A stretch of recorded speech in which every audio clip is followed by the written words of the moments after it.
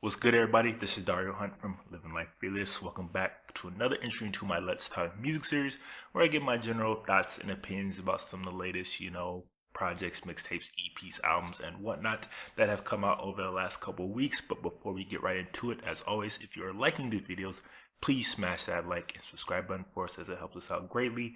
And if you like any of the gear that I rock in these videos, like this shirt here or the beanie here, you can also head over to the official site to grab some for yourself. But let's get right to it.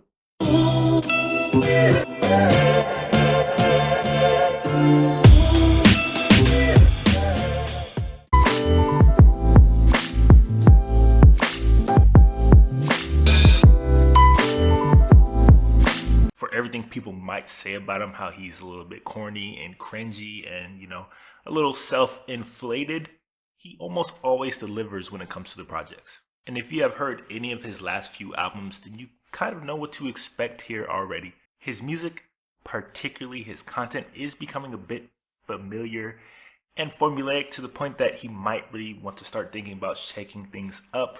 And even though I might be tired of hearing him talk about the same things over and over again, it's hard to deny that the production and the quality of the stuff that he's putting out doesn't elevate him to another level. It's just really, really, really good music, and he's definitely towards the top of that kind of sing-songy versatile rappers, and in every kind of category and type of style he kind of employs here, he delivers on an extremely high level. I was not expecting this sort of depth and artistry when it came to his debut project.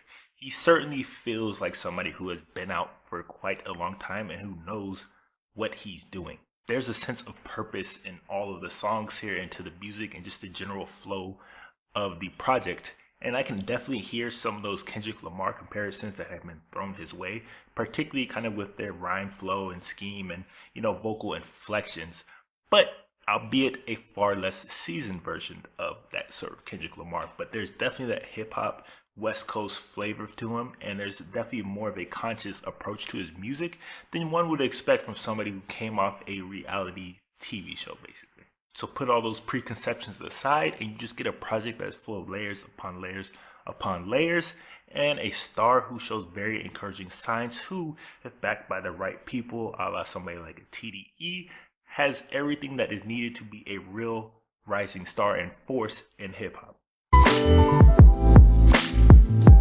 Her music just oozes with this effortless confidence and authenticity that is really needed. And soul, her voice is incredible, and her production is highly textured with so many little details for you to like really dig into and go back over and over and over again to.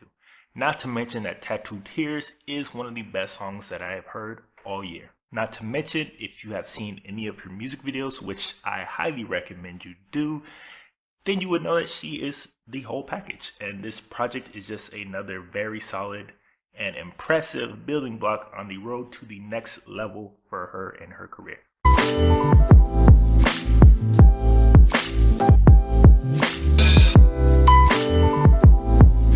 Let's be honest, the very best and peak days of Wayne are far beyond him. And while we do get kind of bright spots and moments and flashes of kind of that prime Wayne, they're few and far in between. And while everything else is serviceable, it's not really noteworthy. There's no real concept or direction for the project as a whole, and this is really just Wayne having fun. This is Wayne rapping and rapping his ass off.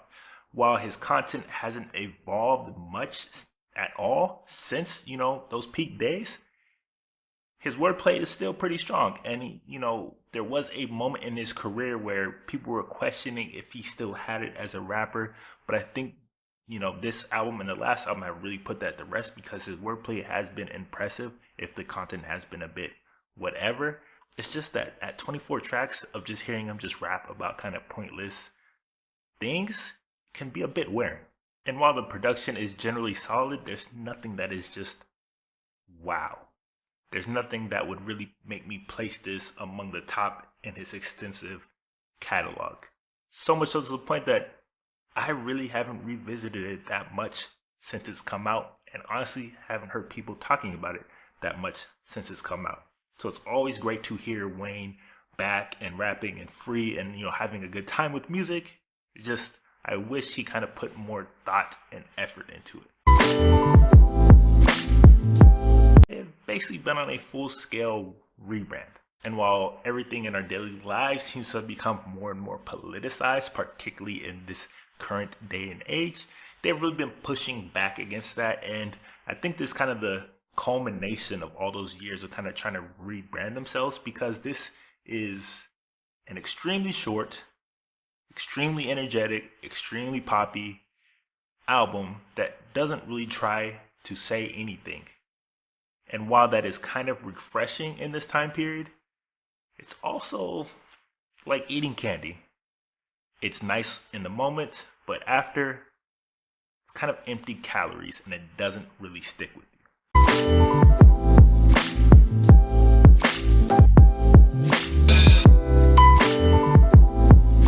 This is pure party pop with a dash of, more thoughtful introspection. And while that was what made her so popular and big in the first place, it just doesn't translate as well, some decade later. There are moments that are fun and enjoyable, and I do kind of appreciate her trying to kind of blend the two in some spots. It just doesn't really work so well.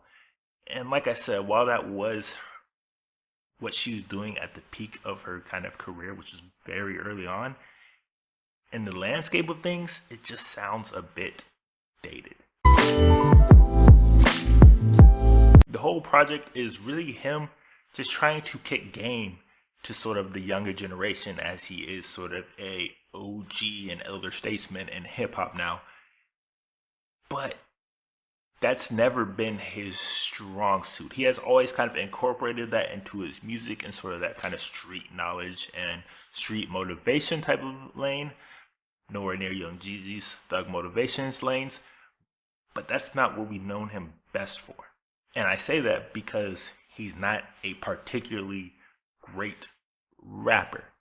So when you're really trying to get that type of knowledge and you don't really have the technical prowess or skill to kind of back it up, and then you add on top of that some very, very boring production that can be run-of-the-mill and generic as can be in terms of kind of that southern trap rap beat, you get a project that is just mundane.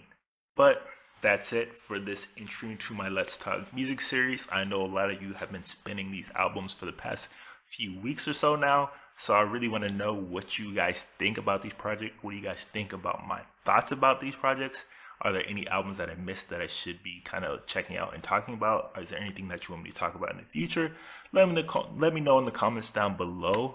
And as always, if you're liking these videos, please smash that like and subscribe button for us, as it helps us out greatly.